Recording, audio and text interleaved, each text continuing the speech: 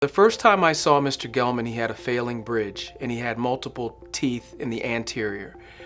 The big problem that he had was that he did not have much bone in the posterior for implants, and so his only real option was to go to a full denture or to do an all-on-4 type of case. I start losing teeth in young age, but being young, I didn't care about all this stuff. So I lost on both sides, on lower jaw, I lost on both sides my teeth. I was unable to eat. We worked Mr. Gilman up thoroughly and found that we could place 4 implants and do an all-on-4 type of prosthesis. We took all of the teeth out and placed the implants and a provisional prosthesis, which is a temporary.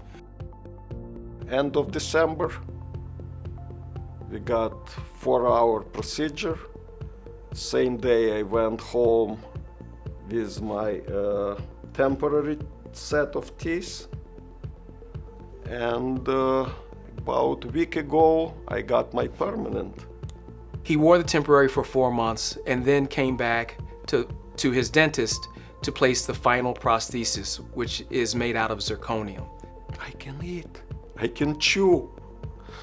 And now I have a competition with my 2-year-old granddaughter, and we can eat carrots in front of each other.